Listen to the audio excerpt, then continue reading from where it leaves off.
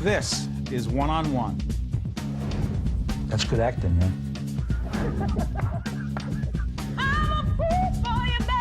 I get that a lot. I go to Atlantic City all the time, like, are you the guy? I go, no, I'm not. This is one you can't afford to miss. They thought that I wouldn't survive it, but I knew I would.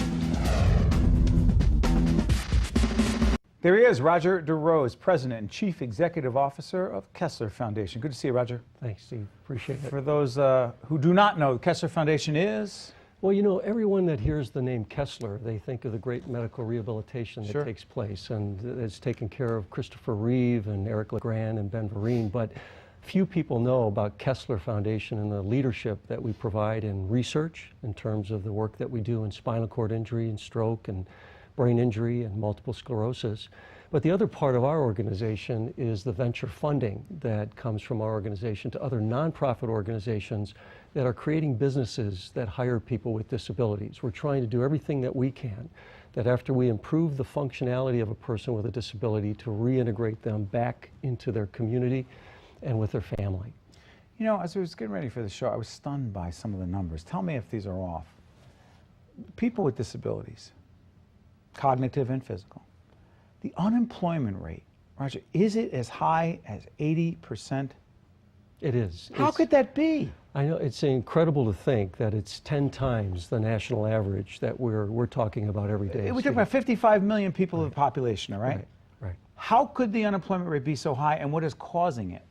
Well, it really comes down to fear in terms of employers that are not certain what it is to hire a person with a disability. They're not certain if it's going to cost more money. They're not certain if it's going to impact their insurance rates, if their accommodations are required. They're not sure how to deal with people with disabilities. And so their disability, because all of us have disabilities, their disability is fear. It's fear, uncertainty, and doubt. And those are all myths, because once people with disabilities get into the workplace and have a significant role, they are great contributors. They have great adaptability. They have great attendance records. So they're great contributors to the bottom line of an organization. They have great track records. They do.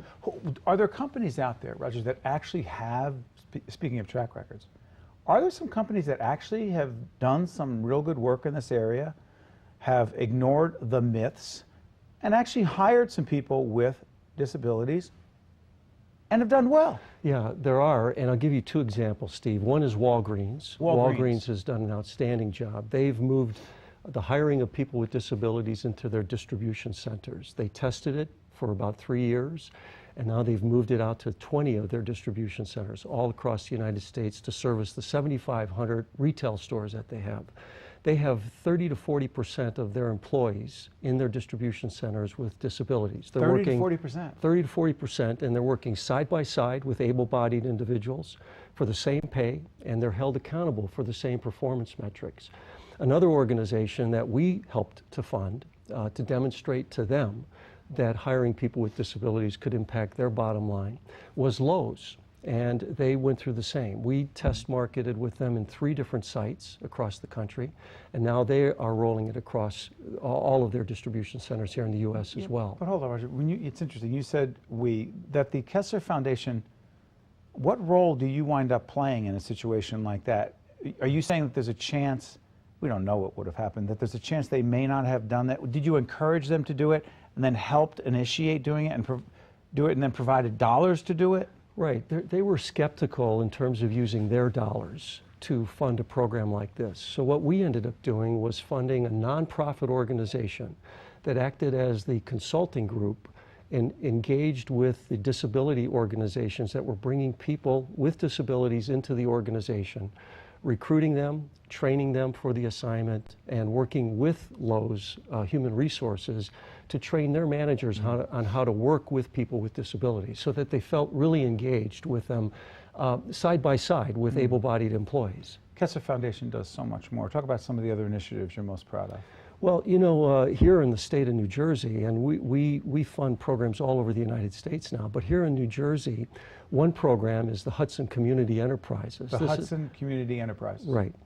And this is a program that is into document management. They do document imaging, they do digital mail, they do document destruction.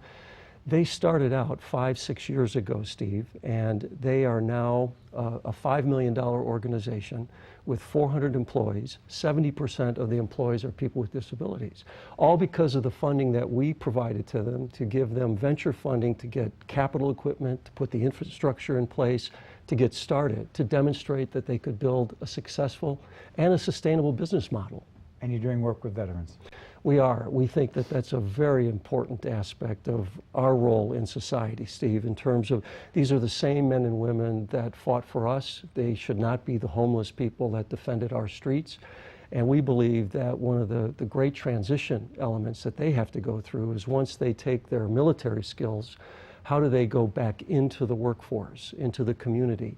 And so our focus has been on veterans with disabilities. We've done several projects now that are having veterans work with veterans in terms of assessing their skill sets, helping them to make sure that they have the right education, and then trying to get them integrated into companies in terms of the hiring process so that they have a fair chance at becoming employed.